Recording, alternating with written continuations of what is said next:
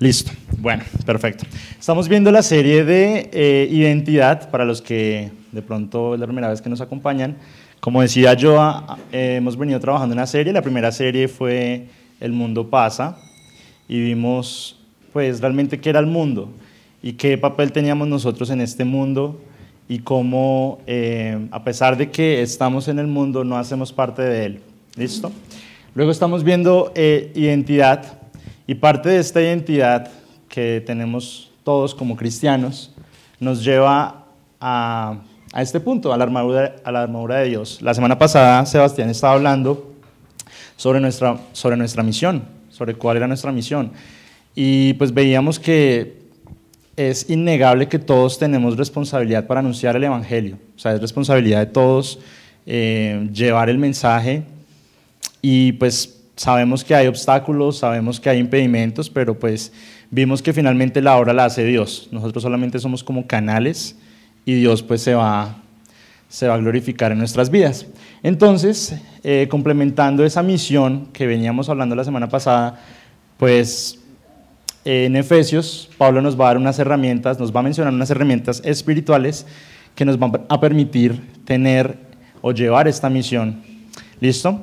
Entonces quisiera que todos nos pusiéramos de pie y leyéramos Efesios capítulo 6, versículo 10 al 20. ¿Listo?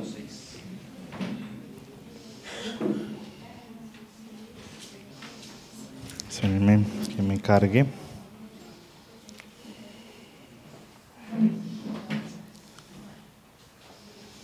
Listo. ¿Ya todos lo encontraron? Efesios capítulo 6, versículo 10, ahí está en la pantalla, bueno, los que de pronto están atrás no alcanzan a ver. Efesios capítulo 6, versículo 10 al 20, ¿listo? Dice: por lo demás, hermanos míos, fortaleceos en el Señor y en el poder de su fuerza, vestidos de toda la armadura de Dios, para que podáis estar firmes contra las acechanzas del diablo. Porque no tenemos lucha contra sangre y carne, sino contra principados, contra potestades, contra los gobernadores de las tinieblas de este siglo, contra huestes espirituales de maldad en las regiones celestes. Por tanto, tomad toda la armadura de Dios para que podáis resistir en el día malo, y habiendo acabado todo, estar firmes. Estad pues firmes, ceñidos vuestros lomos con la verdad, y vestidos con la coraza de la justicia, y calzados los pies con el apresto del evangelio de la paz. Sobre todo, tomad el escudo de la fe, con que podáis apagar todos los dardos del fuego del maligno, y tomad el yelmo de la salvación, y la espada del Espíritu, que es la palabra de Dios, orando en todo tiempo con toda oración y súplica en el Espíritu, y velando en ello con toda perseverancia y súplica por todos los santos y por mí, a fin de que al abrir mi boca me sea dada palabra para dar a conocer con denuedo el misterio del Evangelio, por el cual soy embajador en cadenas, que con denuedo hable de él como debo hablar. Amén. Bueno, listo. Entonces, vamos a empezar viendo cada uno de los puntos de la armadura. Es muy chévere la comparación que va a hacer Pablo. Vamos a empezar con la introducción que está haciendo Pablo. Pablo empieza, estamos leyendo el último capítulo del libro de Efesios, y en este capítulo Pablo ya está cerrando toda la introducción y todo un mensaje muy chévere que ha venido dando a la iglesia en Éfeso. Cuando empieza el versículo 10 dice: por lo demás, está Pablo concluyendo, ¿cierto?, el resultado de una exhortación importante que ha dado a la iglesia y que ha dado al cristiano. Cuando yo leí el capítulo dije, no, o sea, no puedo empezar a hablar de la armadura sin haber mencionado la importancia del mensaje que Pablo quiso dar en todo el libro. Dice Pablo en el versículo 1 del capítulo 4, que vivamos conforme a la vocación con que fuimos llamados. Y en todo el libro de Efesios se puede clasificar como en tres partes. El capítulo 1 y el capítulo 2 presenta como toda la grandeza de Cristo y dice, o sea, pone a Jesús como el Hijo de Dios y nos muestra que tenemos parte en esa herencia. El capítulo 3, Pablo empieza como a presentarse como embajador de Cristo, y después de ese capítulo, Pablo empieza a exhortar a la iglesia y empieza a decirnos, a nosotros como cristianos, qué debemos hacer. ¿Qué debemos hacer? Dice Efesios 5, versículo 8, debemos andar en luz sin ninguna inmundicia. Y empieza a hacer una relación un reflejo, de las relaciones terrenales que tenemos acá y cómo se comparan con las relaciones espirituales. Entonces, de hecho, todo el capítulo 6 va a decir eso. Al principio del capítulo va a decir que nosotros como hijos tenemos que obedecer a nuestros padres, pues si no hacemos eso, no podemos honrar a nuestro verdadero Padre. Luego dice, siervos, obedezcan a sus amos, así como ustedes están llamados a servir a nuestro Señor, que es Jesucristo. Luego dice que las casadas se sometan a sus esposos, así como la iglesia es... Sí, señora. Así como la iglesia se somete a Cristo, que es su Señor, es su marido. Y finalmente dice, someteos los unos a los otros. Y eso es quizás una de las cosas que de pronto nos ha costado o a muchos de nosotros nos cuesta, y es que todos tenemos que someternos los unos a los otros con amor. Habiendo hecho esa introducción, Pablo dice, ahora sí, empecemos a mostrar los elementos de la armadura de Dios. ¿Y por qué me parece importante haber aclarado eso? Porque muchas veces, y de hecho lo vamos a ver más adelante, vamos a entrar en esta guerra espiritual y vamos a hablar de cosas que para algunos puede que sean nuevas, para algunos de pronto ya lo han oído, pero finalmente no podemos tener la armadura de Dios si realmente no estamos viviendo esa vida íntegra como cristianos y no estamos viviendo esa vida íntegra en la iglesia. Entonces, no son cosas separadas, ¿listo? Dice, versículo... Bueno, leamos el versículo, ahí se me perdió. Ahora sí. Listo. Versículo 12, alguien que lo quiera leer. ¿De Efesios 6? Sí, de Efesios 6. ¿O lo leo? Porque no ¿Alguien? tenemos lucha Okay. contra sangre y carne, sino contra principados, contra potestades, contra los gobernadores de las tinieblas de este siglo, contra las huestes espirituales de maldad en las regiones celestes. Listo, entonces vamos a empezar a hablar de algo que para algunos puede que sea nuevo, para algunos otros lo hemos oído, y es la guerra espiritual. Pablo va a empezar a decirnos pilas, o sea, la guerra que vamos a librar nosotros como cristianos no es una guerra contra seres humanos. Nuestra guerra es contra principados y potestades. Bueno, ahí da una clasificación de pues, todas las autoridades malignas que hay en las regiones celestiales. Y me parece importante aclarar lo siguiente. Satanás ha metido en la iglesia dos mentiras con respecto a esto. O la iglesia a veces solemos desconocer este principio que nos está dando Pablo acá. Hay una primera mentira que yo la quise interpretar con esta imagen, y es que cuando alguna persona lee por primera vez este capítulo y se da cuenta que hay una guerra espiritual, como que, uy, eso suena como a guerra de las galaxias, como que hay una guerra entre el bien y el mal, entonces no sabemos quién va a ganar, entonces está el lado oscuro y está el lado de la luz, entonces uno piensa, uy, no, o sea, ¿de qué lado me tengo que ir? O sea, tal vez hay una guerra que todavía no se ha ganado, o sea, estamos en una guerra que no se ha ganado. Y la otra mentira, para los que han visto la película de Matrix, saben que hasta este momento Neo, si se acuerdan, desconocía totalmente lo que estaba fuera de la Matrix, de la Matrix. Bueno, el caso es que muchas veces nos puede pasar así.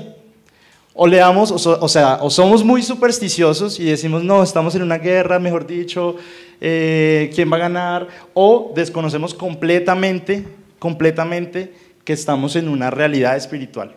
O sea, hay muchas iglesias, lo digo porque yo venía de una corriente así en la iglesia donde yo estaba antes, donde nunca se hablaba de hablar en lenguas, donde nunca se decía nada acerca de los demonios, y como que vivíamos en un evangelio de amor y de carismatismo barato, pero se nos olvidaba, o teníamos, por lo menos yo no lo tenía claro, que estábamos en una guerra, los cristianos estamos en una guerra espiritual.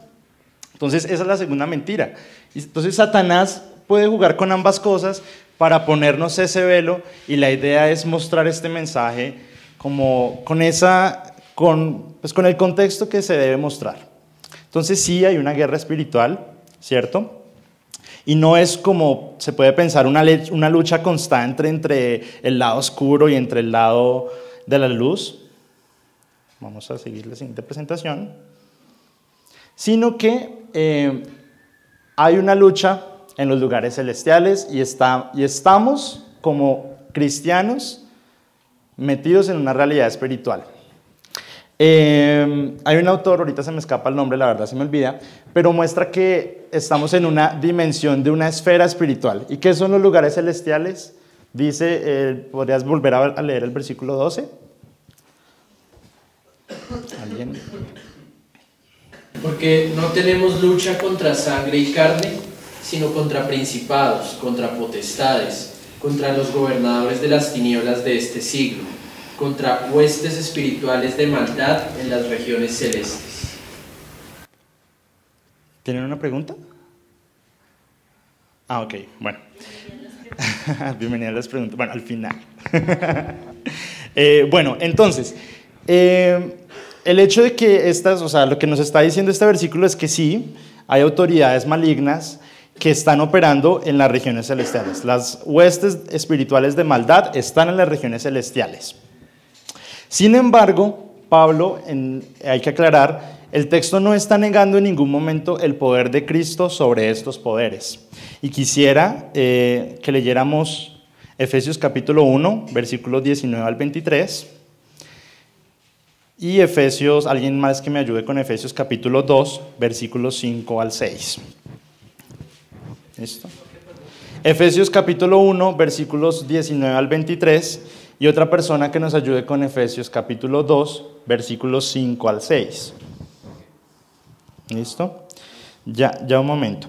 ¿Y por qué quiero hacer esta claridad? Dice en el versículo 10, voy a volver a leer el versículo 10. Por lo demás, hermanos míos, fortaleceos en el Señor y en el poder de su fuerza. ¿Cuál es el poder de su fuerza? Leámoslo ahora sí. Porfa. ¿Y cuál la superinminente grandeza de su poder para con nosotros los que creemos según la operación del poder de su fuerza? Lo cual operó en Cristo, resucitándole de los muertos y sentándole a su diestra en los lugares celestiales, sobre todo principado y autoridad y poder y señorío, y sobre todo nombre que se nombra no solo en este siglo, sino también en el venidero. Y sometió todas las cosas bajo sus pies y lo dio por cabeza sobre todas las cosas a la iglesia, la cual es su cuerpo, la plenitud de aquel que todo lo llena en todo. Ok. ¿Qué dice? ¿Quién gobierna en las regiones celestiales? Cristo. Y puso por cabeza a la iglesia. Luego, ¿quién gobierna allí? Gobierna Cristo y gobierna su iglesia.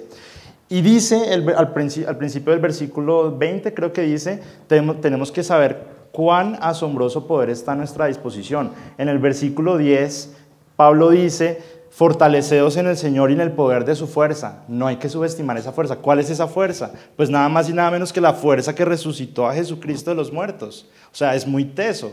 Cuando yo leía eso, no, es en serio, o sea, yo leía eso y yo decía, juepucha, o sea, tenemos ese poder a nuestra disposición. O sea, nunca, o sea, como que a veces subestimamos el poder que tenemos nosotros como cristianos. Tenemos ese poder a nuestro alcance y no es nada más ni nada menos que el poder que resucitó a Cristo de los muertos. Efesios capítulo 2, versículos 5 al 6. ¿Quién no quiere leer? Cuando estábamos muertos en pecado, por gracia hemos sido salvados. Y en unión con Cristo Jesús, Dios nos resucitó y nos hizo sentar con Él en las regiones celestiales. Dice que nos resucitó y nos hizo sentar con Él, ¿en dónde? En las regiones celestiales. Entonces, sabemos que hay una guerra espiritual, ¿cierto? Pero lo que quiero mostrar acá es que esto es una guerra donde hay un claro perdedor y hay un claro ganador. O sea, no es como estábamos viendo en el primer escenario, que hay una guerra entre el bien y el mal, no. O sea, ya estamos viendo que Jesucristo puso por estrado de sus pies a todas las autoridades malignas, a toda hueste, a toda potestad. Ya está sometida bajo el estrado de sus pies y su iglesia está a la cabeza de las regiones celestiales. Luego es como que nos pusiéramos en este momento a ver el partido de Brasil Alemania, ya sabemos quién va a ganar, quién va a perder. ¿Cuál es la diferencia? Que nosotros debemos decidir en qué lado vamos a estar. ¿Listo? Eso es lo que Pablo está haciendo. Pablo está orando para que los cristianos en Éfeso sepan lo que Cristo ha hecho por ellos, lo que Cristo ha hecho por nosotros. Entonces, bueno, nuevamente voy a leer el versículo. Espérenme un momento. Versículo 12 al final dice, porque no tenemos lucha contra sangre y carne, sino contra principados, contra potestades, contra los gobernadores de las tinieblas, contra huestes espirituales. O sea, menciona como 5 autoridades malignas. Realmente no es mi interés mostrar cuál autoridad está sobre cuál, porque ya vimos en el versículo 1 que así sea el demonio o así sea el mismo Satanás, todas las autoridades, todas estas huestes ya están sometidas bajo el estrado de sus pies. Entonces, ¿por qué estamos en una guerra? Si ya sabemos que hay un claro ganador y un claro perdedor, ¿por qué estamos en una guerra? ¿Por qué tenemos que ponernos una armadura? Esa es la pregunta. Hay un enemigo que quiere destruir la iglesia, Satanás. Leamos 1 de Pedro, capítulo 5, versículo 8, y Apocalipsis capítulo 12, versículo 10 y 11. ¿Alguien quiere leer 1 de Pedro? Capítulo 5, versículo 8. Y Apocalipsis capítulo 12, versículos 10 y 11. Capítulo 5, versículo 8. Sed sobrios y velad, porque vuestro adversario el diablo, como león rugiente, anda alrededor buscando a quien devorar. Listo.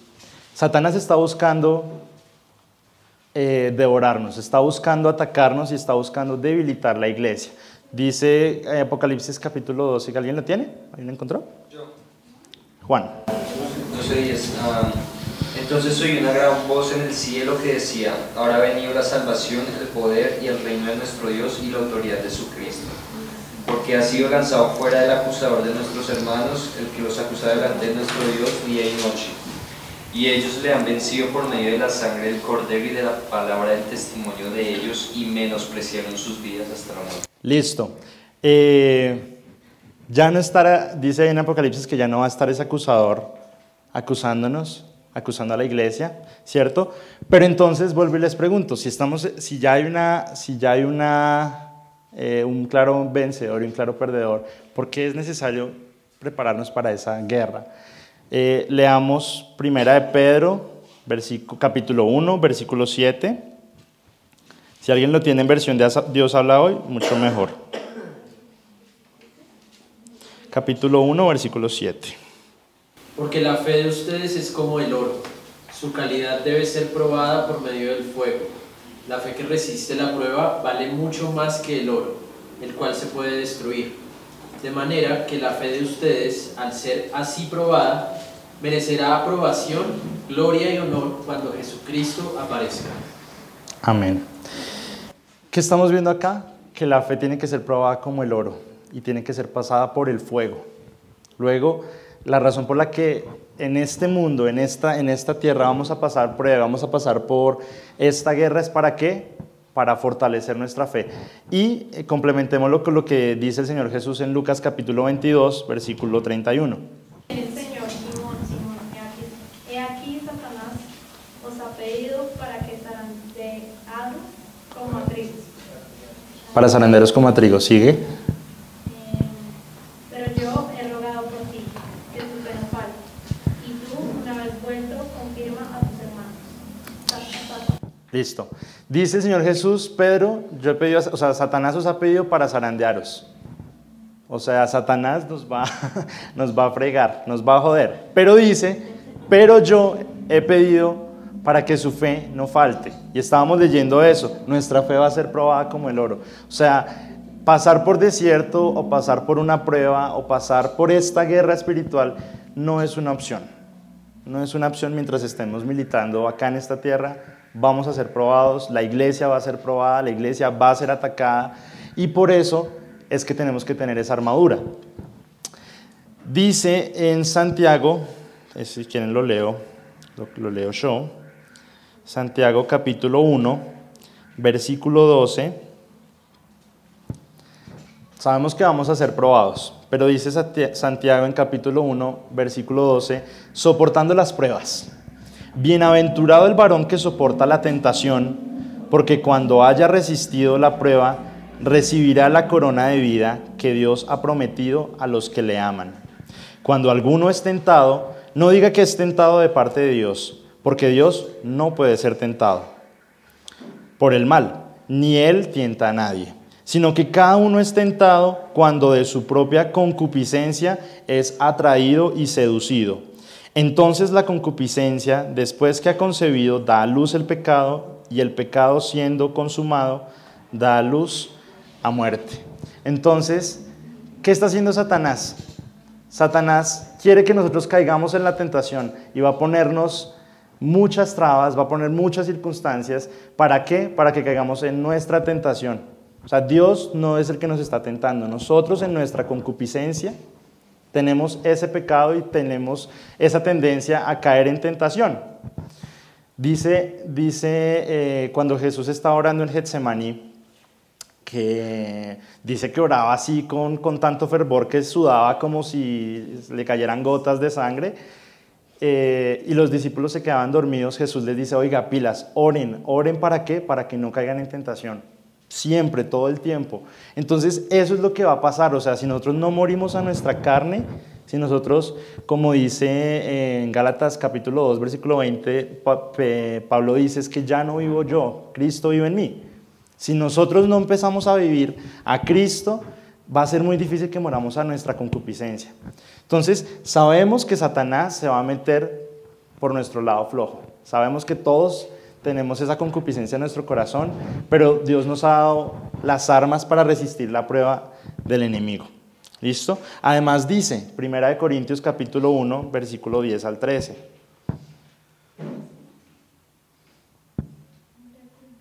Capítulo 10, versículo 13. Dice, no os ha sobrevenido ninguna tentación que no sea humana, pero fiel es Dios, que no os dejará ser tentados más de lo que podéis resistir, sino que dará también juntamente con la tentación la salida para que podáis soportar. Es decir, vamos a ser probados, sí, pero no vamos a sufrir una prueba o una tentación más difícil que la que podamos resistir. Obviamente hay pruebas de pruebas, no a todos nos prueban de la misma forma. Hay gente que está pasando por unas pruebas que yo digo, Dios mío, si fuera yo no sé qué habría hecho, la verdad. Pero cada uno, dice después Pablo, que es probado en la medida, en la medida de fe, algo así. Bueno, el caso es que no vamos a tener una prueba mayor de la que podamos resistir. ¿Listo? Entonces, ¿qué pasa si nos quedamos dormidos? ¿Qué pasa si salimos a una guerra en pijama? Puede ser un enano con una garrotera, o sea, puede ser el enemigo más chimbo, pero si nosotros salimos sin ninguna armadura, o sea, paila, perdimos. Entonces, quiero ponerlos en contexto. Bueno, ¿qué dijo Jesús? Leamos dos historias muy cortas para mostrar esto que les quiero decir. Lo primero, alguien que quiera leer Hechos capítulo 19, versículo 13 al 16, vamos a leer la historia de los 7 hijos de Seba. Y otra persona que quiera leer Lucas capítulo 9, versículo 37. Nuevamente, Hechos capítulo 19, versículo 13 al 16. Y Lucas capítulo 9, versículo 37 al 43. Y esto es como una cacheta. Cuando lo leí, pues la verdad fue como, hijo de pucha.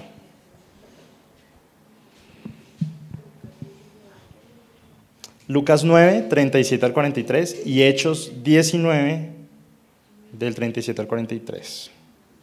Al 16. Hechos 19, del 13 al 16. Pero algunos de los judíos, exorcistas ambulantes, intentaron invocar el nombre del Señor Jesús sobre los que tenían espíritus malos, diciendo: os conjuro por Jesús, el que predica Pablo. Había 7 hijos de un tal Esceva, judío, jefe de los sacerdotes, que hacían esto.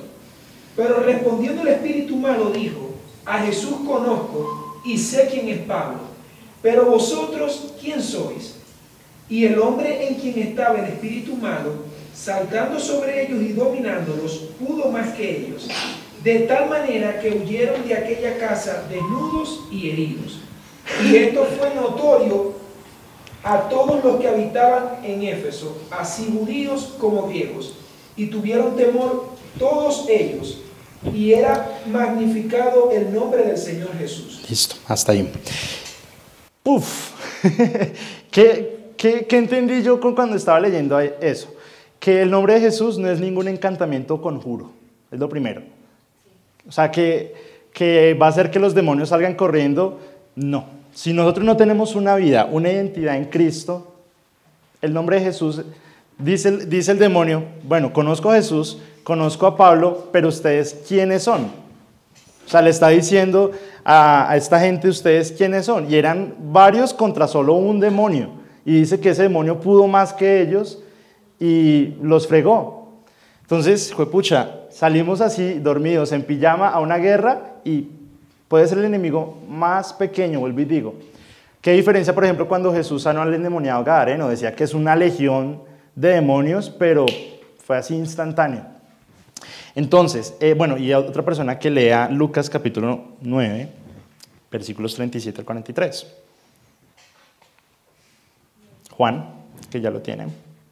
Al día siguiente, cuando descendieron del monte, una gran multitud les salió al encuentro.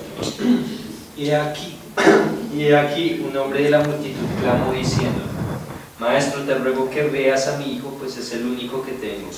Y sucede que un espíritu le toma y de repente da voces y le sacude con violencia y le hace echar espuma, y estropeándole a duras penas se aparta de él.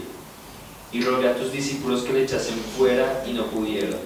Respondiendo Jesús dijo: Oh generación incrédula y perversa, ¿hasta cuándo he de estar con vosotros y os he de soportar? Trae acá a tu hijo. Y mientras se acercaba el muchacho, el demonio le derribó y le sacudió con violencia. Pero Jesús reprendió al espíritu inmundo y sanó al muchacho y se lo devolvió a su padre. Nuevamente, esta perícopa es muy bonita, de hecho lo estamos estudiando en el grupo de estudio, y pasa algo muy chévere, o sea, Jesús viene con Jacobo, Pedro y Juan después de que ha pasado lo de la transfiguración, o sea, ha pasado algo muy grande, ¿sí? Y estos otros 9 discípulos, quién sabe qué estaban haciendo, a lo mejor estaban durmiendo. Dice este Señor que le rogó a sus discípulos para que echaran fuera al demonio, o sea, le rogó. O sea, a veces estamos en una situación en la que no somos sensibles, sino que antes nos tienen que decir, oiga, es que necesito que ore por mí, oiga, tal cosa. ¿Y qué estaban haciendo ellos mientras Jesús estaba allá en el monte cuando se transfiguró? No lo sabemos. Pero evidentemente Jesús no escatimó en la forma como les echó la madre prácticamente. Les dijo generación incrédula y sin fe. O sea, y en una versión que creo que es Nueva Traducción Viviente dice generación corrupta y sin fe. O sea, Jesús en este momento está muy molesto. ¿Por qué? Porque nos cogieron fuera de base. Nos cogieron en lo que no debíamos. Y eso es un mensaje muy importante. O sea, la armadura de Dios no es una armadura que nosotros nos pongamos un día a la semana. ¿Sí me va a entender? ¿Qué estamos haciendo mientras no estamos en la iglesia? Mientras no estamos acá, mientras no estamos en grupo de jóvenes. ¿Qué estamos haciendo? ¿Realmente estamos preparados? ¿O va a llegar un enemigo pendejo? ¿Va a llegar una situación así en la que dice ahí la escritura, no pudieron echar fuera un demonio? Y Jesús les dijo generación incrédula, corrupta y sin fe. Entonces, miren la diferencia, por ejemplo, en el siguiente capítulo, cuando Jesús envía a los 70, que los 70 regresan, Lucas capítulo 10, versículo 17 al 20. Lucas capítulo 10, o sea, el siguiente capítulo, versículos 17 al 20. ¿Qué pasa cuando estamos realmente cimentados y creemos realmente en Él y tenemos su identidad? ¿Qué es la diferencia con estos 70? Lucas capítulo 17, capítulo 10, versículo 17. Dice, volvieron los 70 con gozo, diciendo, Señor, aún los demonios se nos sujetan en tu nombre. Y les dijo, yo veía a Satanás caer del cielo como un rayo. He aquí os doy potestad de hollar serpientes y escorpiones, y sobre toda fuerza del enemigo, y nada os dañará. Pero no os regocijéis de que los espíritus se os sujeten, sino regocijaos de que vuestros nombres están escritos en los cielos. ¿Cuál es la diferencia? ¿Qué tenían ellos? Ellos estaban realmente creyendo y estaban viviendo una vida de fe, cimentados realmente en su palabra. Dice el Señor Jesús les dice, bueno, chévere, pero no se alegren porque liberaron un demonio. O sea, eso es como normal, eso debería ser como nuestro ABC. Regocíjese, ¿por qué? Porque su nombre está escrito en el libro de la vida, o sea, porque tenemos salvación. ¿Sí me va a entender? Entonces, ahora sí, sigamos. Entonces, ahora sí, empezó esta guerra. Dice el Salmo 103, capítulo 21, lo va a leer, es realmente un versículo muy cortico. Dice, bendecid al Señor, vosotros, todos sus ejércitos, que le servís haciendo su voluntad. Nosotros en esta tierra somos el ejército de Dios. ¿Listo? Y vamos a empezar ahora sí a ver los componentes de la armadura. El primer componente es el cinturón de la verdad. Dice, ceñid vuestros lomos. ¿Listo? Tenemos que estar firmes firmar nuestro lomo, nuestra espalda en el entendimiento de la verdad. Dice 1 de Pedro, capítulo 1, versículo 13.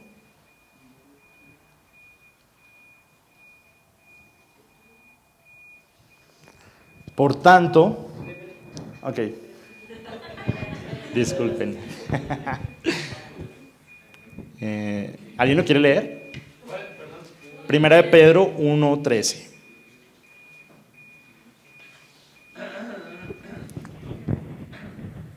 Joana. Por tanto, ceñid los lomos de vuestro entendimiento, sed sobrios y esperad por completo en la gracia que se os traerá cuando Jesucristo sea manifestado. Listo. Dice, ceñid vuestros lomos en el entendimiento. ¿Listo? Y dice ahí Pablo que ceñidos en la verdad. ¿Cuál verdad? Juan capítulo 8, versículo 31 al 32. ¿Alguien que lo quiera leer?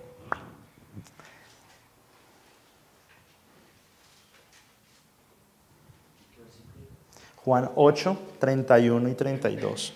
Y Juan 17, 16 y 17. Dijo entonces Jesús a los judíos que habían creído en él, si vosotros permaneciereis en mi palabra, seréis verdaderamente mis discípulos, y conoceréis la verdad, y la verdad os hará libres. Listo.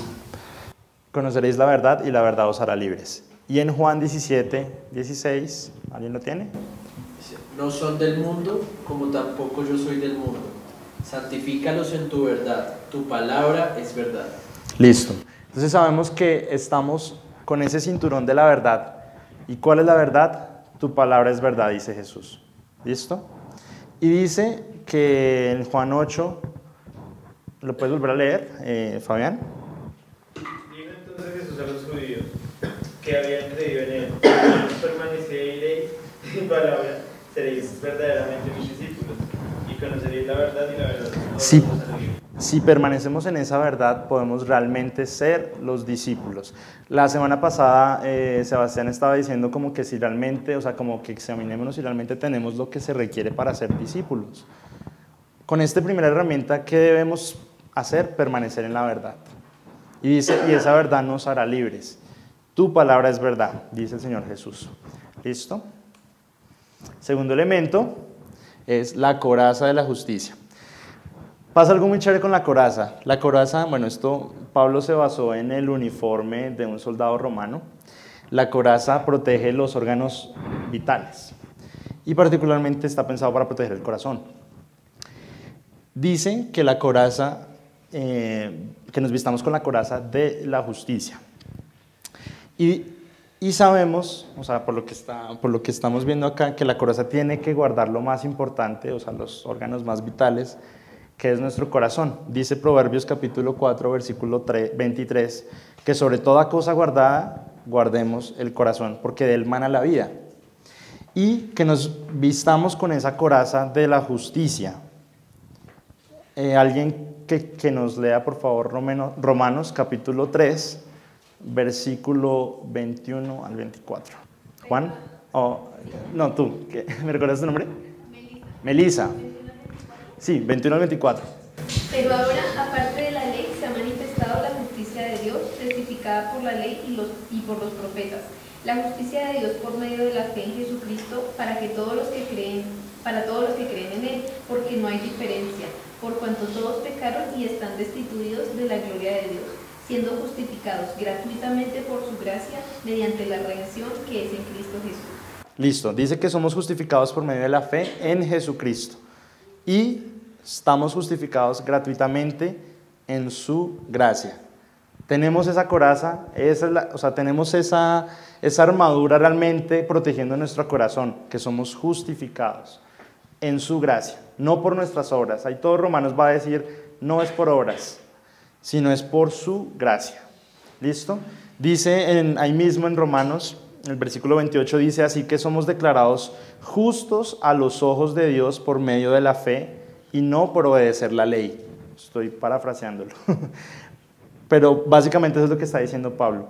Ya no estamos justificados por obedecer una ley, sino que ahora Dios nos ve a nosotros justos por medio de la fe en Jesucristo. ¿Listo? Siguiente. Dice, los calzados. Volvamos otra vez a Efesios capítulo 6. Se me perdió. Creo que es el 15. Sí.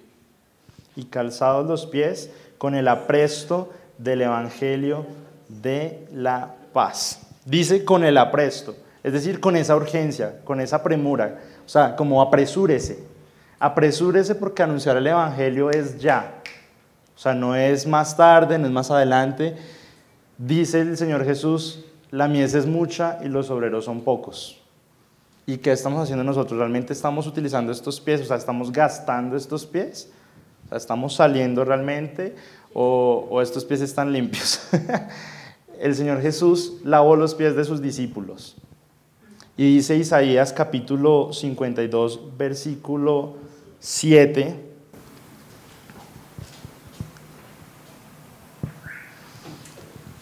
Isaías capítulo 52, versículo 7. Dice, ¿lo tienen? ¿Lo leo? ¿O lo quieren leer? Juan. Cuán hermosos son sobre los montes los pies del que trae alegres nuevas, del que anuncia la paz, del que trae nuevas del bien, del que publica salvación, del que dice a Sión, tu Dios reina. Listo. Cuán hermosos son los pies de los que anuncian la paz. Lo más bajo de nosotros, que es nuestros pies, es hermoso por medio del mensaje del evangelio. Lo que estábamos hablando la vez pasada. Nuestra misión, ¿cuál es? Salir y ensuciarnos estos pies. Pero dice, calcémonos con el evangelio de la paz. O sea, desgastemos nuestros pies predicando el evangelio. ¿Listo? Dice Pablo en 2 Corintios, creí, por lo cual hablé. O sea, no podemos creer y no estar realmente confesando el nombre de Jesús y llevando el mensaje del evangelio. ¿Listo?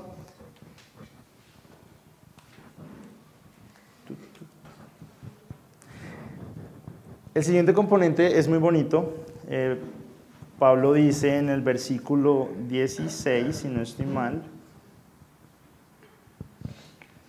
sobre todo, tomad el escudo de la fe con que podáis apagar los dardos de fuego del maligno. Y acá pasa algo muy bonito. El escudo de los soldados romanos medía como 1,5 metros por 1 metro de ancho, o sea 1,5 metros de alto por 1 metro de ancho, y era un escudo muy grande y nos protegía de la parte frontal. Pero la parte interna del escudo tenía unos ganchos. Esos ganchos estaban pensados para que cuando los romanos salían en formación se sujetaran unos a otros, esos escudos, y pudieran organizarse como está acá. Y yo creo que esto es ser iglesia. Porque si nosotros nos ponemos un escudo y sí, tenemos la fe, pero solamente colocamos nuestra vida, o sea, no estamos entre todos apoyándonos, por más que tengamos el escudo solo va a cubrir una parte, pero siempre va a quedar descubierta o los lados o la parte de atrás. Pero ese escudo tenía esa particularidad, se enganchaban unos con otros y podían proteger todos los frentes, por arriba, por abajo, por los lados, y creo que eso es finalmente la función de la iglesia.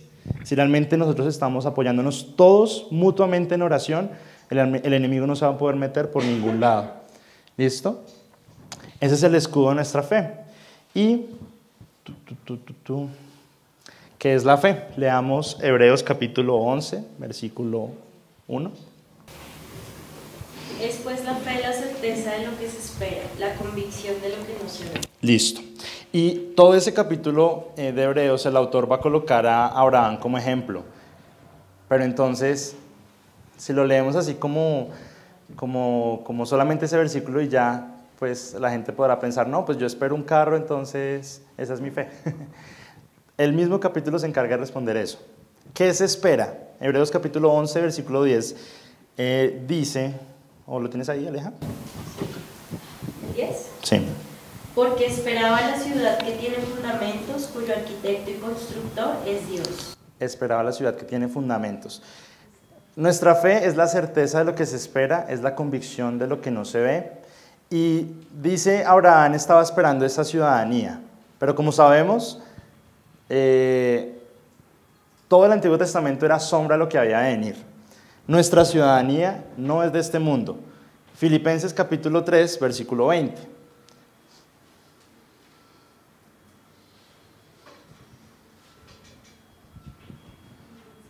Capítulo 3, ¿lo quieres leer? No. ¿Tienes una pregunta? Tengo una pregunta. Ok. ¿Al final o hoy? No, dale, de una. Me parece que estabas diciendo qué es fe en ese momento. Sí. Porque la fe es, lo que entendía es la fe ciega en la palabra de Dios nuestro Señor. Ok. Pero como que me quedo falto, o sea, no sé si no entendí que o sea, ¿esto es lo que estabas hablando? ¿O vas a continuar ahí con lo que venías a leer? No, vamos a mostrar realmente cuál debe ser esa fe que está hablando Hebreos. Dice que es la certeza de lo que se espera y es la convicción de lo que no se ve. Ahora, nosotros no podemos tener una fe ciega. Dice Pablo que es necesario que nosotros presentemos culto racional. O sea, debemos saber qué es lo que en qué estamos creyendo. O sea, no podemos tener una fe ciega. Nosotros debemos sustentar nuestra fe en la palabra. Dice Filipenses capítulo 3, ¿lo tienes? ¿Lo tienes? ¿O quién lo tiene? 3:20. Mas nuestra ciudadanía está en los cielos, de donde también esperamos al Salvador, el Señor Jesucristo. ¿Sí? ¿Esta es nuestra esperanza? El cual transformará Okay. el cuerpo de la humillación nuestra, para que sea semejante al cuerpo de la gloria suya, por el poder con el cual puede también sujetar a sí mismo todas las cosas. Bueno, esta es nuestra esperanza. Esta es nuestra esperanza. Que Jesús es el Salvador. ¿Listo? Y dice que nuestra ciudadanía no es de este cielo. ¿Sí? Dice Juan capítulo 18, versículo 36. Jesús dice, mi reino no es de este mundo. Sabemos que nuestra ciudadanía no es de este mundo. Esa es nuestra esperanza. Que Jesús, de hecho dice Pablo en los Romanos, si Jesús no resucitó de los muertos, vana es nuestra fe.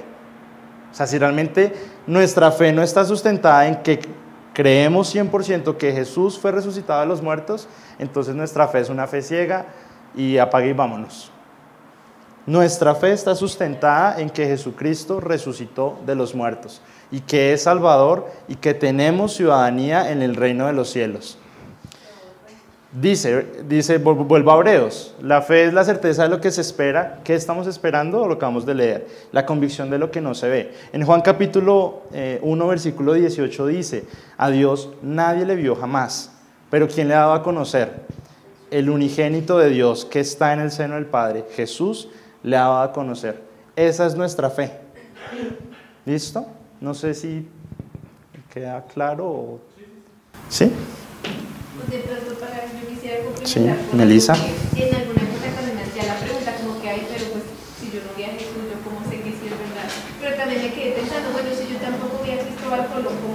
verdad, y pues la verdad es que aquí estamos con tremendo mestizaje aquí en América, que uno ve de todo y que uno se da cuenta que sí es verdad, es lo mismo, como que no es coincidencia o casualidad que de verdad un grupo de loquitos haya tenido tanta fuerza para que el evangelio de uno que se llamaba Jesús le diera la vuelta a todo el mundo. Entonces, si está, pues a Jesús no lo vimos, pero si estamos acá, es producto de todo eso que pasó.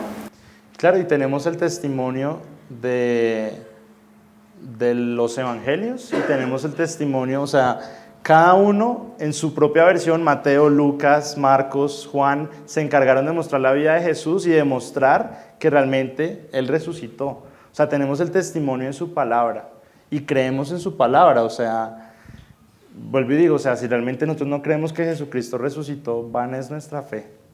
Y podríamos argumentar, no es el propósito de este grupo, pero hay muchos estudios que, de hecho hay una película muy chévere que se llama El caso de Jesús, ¿sí? No recuerdo, El caso de Cristo, que muestra a la luz como de la ciencia, un investigador que se puso a tratar de desvirtuar la historia de que Jesús no había resucitado, y buscó con científicos, con paleontólogos, con cualquier cantidad, hasta con historiadores, de todo. Y fue para él evidente el soporte científico e histórico que demuestra que Jesús resucitó.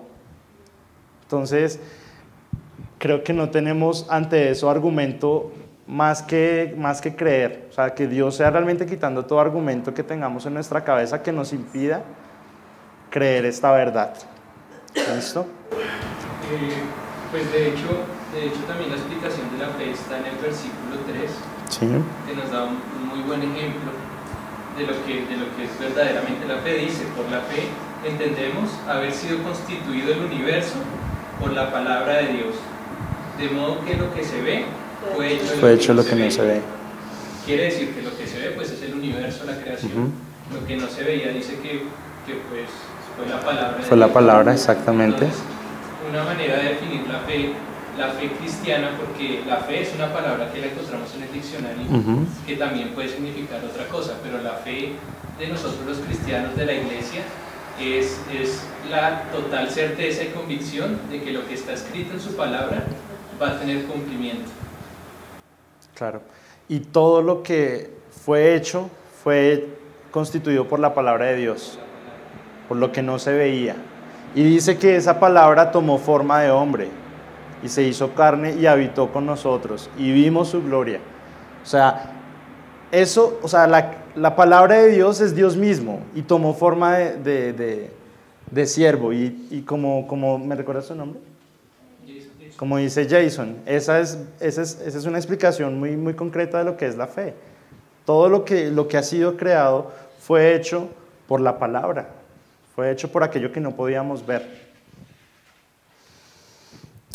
Entonces tenemos una fe en Jesucristo, fe en que nos salvó, fe en que Él resucitó, en su victoria, en su poder. Entonces la invitación de Pablo acá es: fortalezcanse en la fe y en su poder. Ya vimos cuál es ese poder, el poder que resucitó a Jesucristo de los muertos. ¿Listo? La siguiente herramienta, se me perdió, son estos dos. Dice el yelmo de la salvación, creo que está en el versículo 17. Y tomad el yelmo de la salvación y la espada del Espíritu, que es la palabra de Dios. De hecho, estamos tomando la armadura misma que usó el Señor Jesús. En Isaías capítulo 59, versículo 17.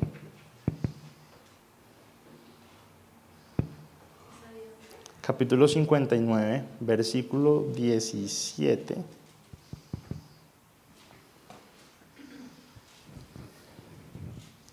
Isaías está mostrando la vestidura del Mesías. Y dice: pues de justicia se vistió como de una coraza, con yelmo de salvación en su cabeza, tomó ropas de venganza por vestidura y se cubrió de celo como de manto. Estamos tomando la misma armadura que usó el Señor Jesús. Vuelvo y digo, Pablo nos está diciendo: pilas, ustedes tienen un poder muy grande que está a su alcance y no lo han usado. Dice, ¿por qué creen que el yelmo se tiene que, o sea, por qué la salvación la comparan con un yelmo, con un casco, que nos tiene que proteger la cabeza? La salvación tiene que estar en nuestra mente y de hecho nosotros, o sea, ¿por qué es importante cubrir la salvación en nuestra cabeza o ponernos ese casco o ese yelmo de la salvación? Porque Satanás puede hurgar en nuestros pensamientos y vuelvo y digo, hacernos caer en tentación para pensar muchas cosas que no son. De acá, de nuestra mente, pueden salir pensamientos, pueden salir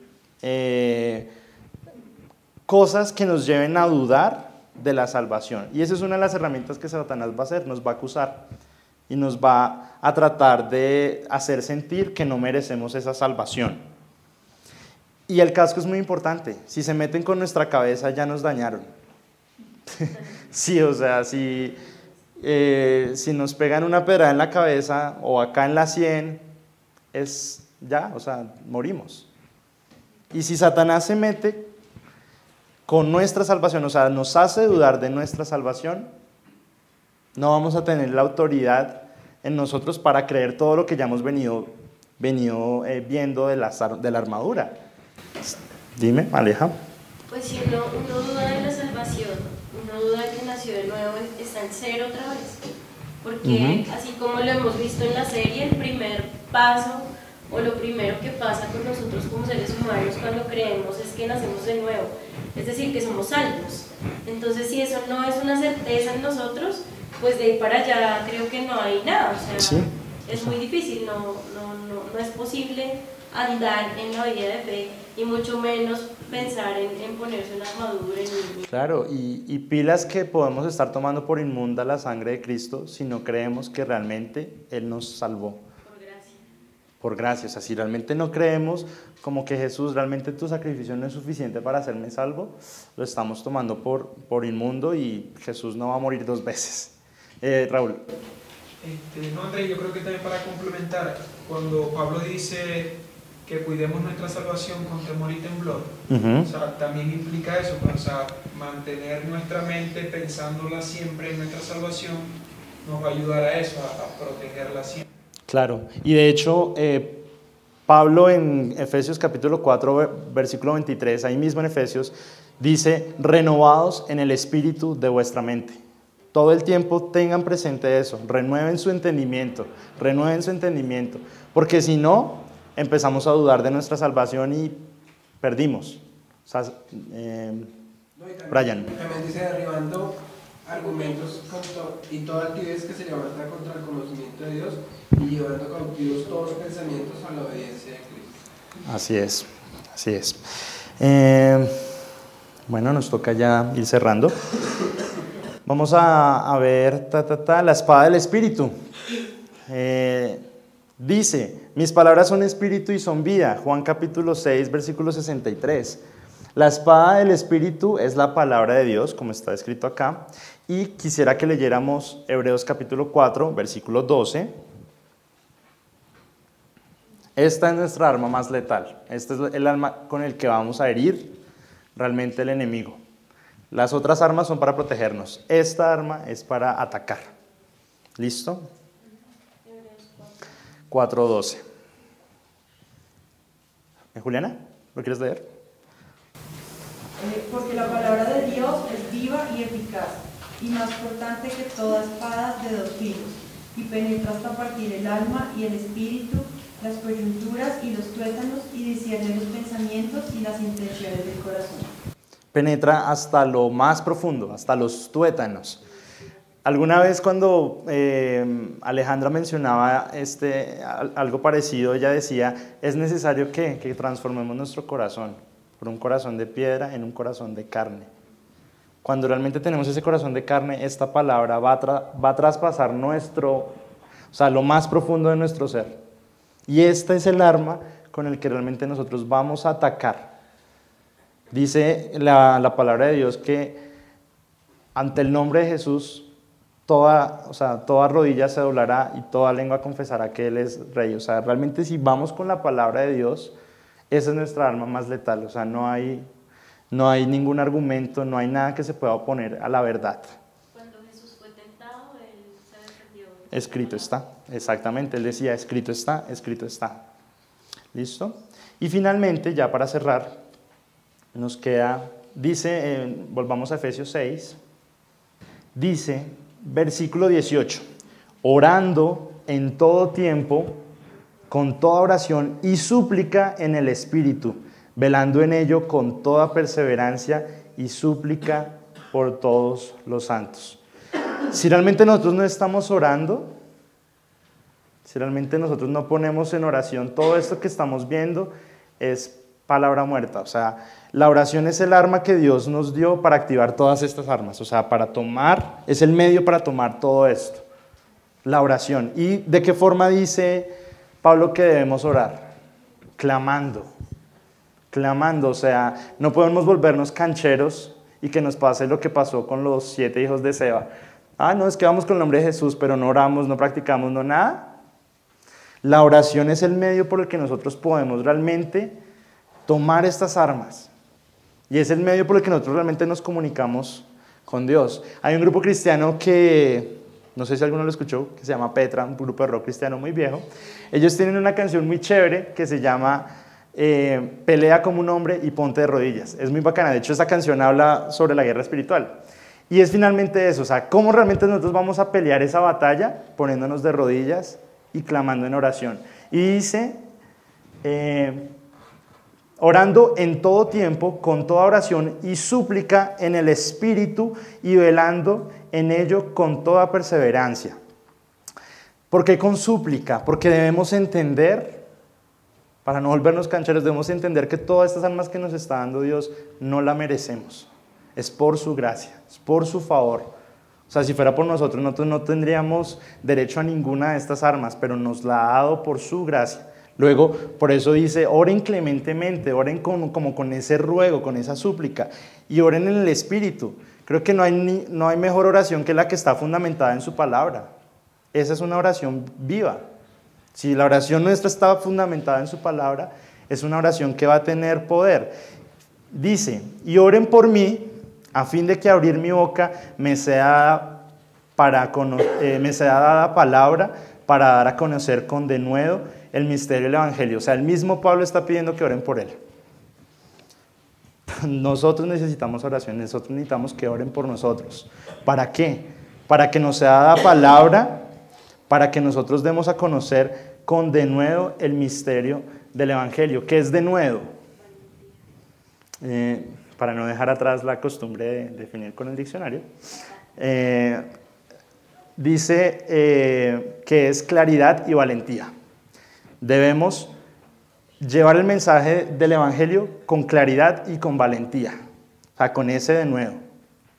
Hay mucho cristiano que predica con claridad pero sin valentía. Como que, oiga, es que Jesucristo es el Señor y... No. Y hay muchos que son muy bravitos, pero no están fundamentados en su palabra. Entonces tenemos que, llevar el mensaje con ese denuedo, sabiendo que realmente tenemos esas armas a nuestra disposición y fundamentados en su palabra. ¿Listo? Y hay un mensaje muy bonito que está en Primera de Reyes, capítulo 8, versículo 44. En el Antiguo Testamento se conocía a Dios como el Dios de los ejércitos. Cuando el pueblo de Israel salía a pelear una batalla, no salían sin realmente poner primero en oración la batalla que iban a llevar por delante. Dios les daba la victoria. Así fueran 300, como en el libro de Zacarías, creo que está, no recuerdo. El caso, si nosotros realmente no nos vamos a esta guerra sin oración, perdimos. Dice... Primera de Reyes, capítulo 8, versículo 44. Si tu pueblo saliere en batalla contra sus enemigos por el camino que tú les mandes y oraren a Dios con el rostro hacia la ciudad que tú elegiste y hacia la casa que yo edifiqué a tu nombre, tú oirás en los cielos su oración y su súplica y les harás justicia. Nuevamente, la importancia de orar. porque aunque ya tenemos, esta guerra ya está ganada y ya tenemos todas las armas a nuestra disposición, debemos ser humildes para reconocer que no tenemos derecho a estas armas, sino que fue por su gracia. ¿Listo? Chicos, para terminar, mientras seamos esa iglesia terrenal, vamos a tener que utilizar esta armadura. Pero hay una promesa muy bonita. Apocalipsis capítulo 7, versículo 9 al 15.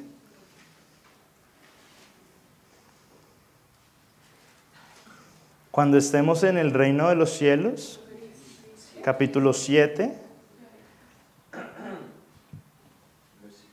versículo 9, lo voy a leer. Después de esto miré, y he aquí una gran multitud, la cual nadie podía contar, de todas naciones y tribus y pueblos y lenguas, que estaban delante del trono y en la presencia del Cordero, vestidos de ropas blancas y con palmas en las manos, y clamaban a gran voz diciendo: la salvación pertenece a nuestro Dios, que está sentado en el trono, y al Cordero. Y todos los ángeles estaban en pie alrededor del trono, y de los ancianos y de los 4 seres vivientes, y se postraron sobre sus rostros delante del trono, y adoraron a Dios diciendo: amén. La bendición y la gloria y la sabiduría y la acción de gracias y la honra y el poder y la fortaleza sean a nuestro Dios por todos los siglos. Entonces uno de los ancianos habló diciéndome: estos que están vestidos de ropa blanca, ¿quiénes son y de dónde han venido? Yo les dije: Señor, tú lo sabes. Y él me dijo: estos son los que han salido de la gran tribulación y se han lavado sus ropas y las han emblanquecido en la sangre de Jesucristo. Mientras estemos acá, vamos a tener que ponernos la armadura, esta armadura. Pero cuando estemos en el cielo, ¿qué armadura nos va a dar Dios? Nos va a dar unas túnicas blancas. ¿Listo? Y ojalá, como dice Pablo al final de Timoteo, ya para finalizar esto, esta vez sí es en serio, dice, ojalá podamos, esto es muy bonito.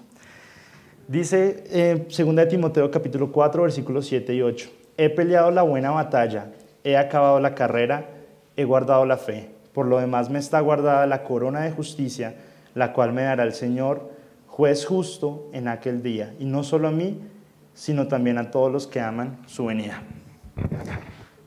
Ojalá mantengamos firmes en la fe y que al final podamos decir: Señor, he peleado la buena batalla, he guardado tu fe. ¿Listo? Y Él nos dará esa corona de justicia.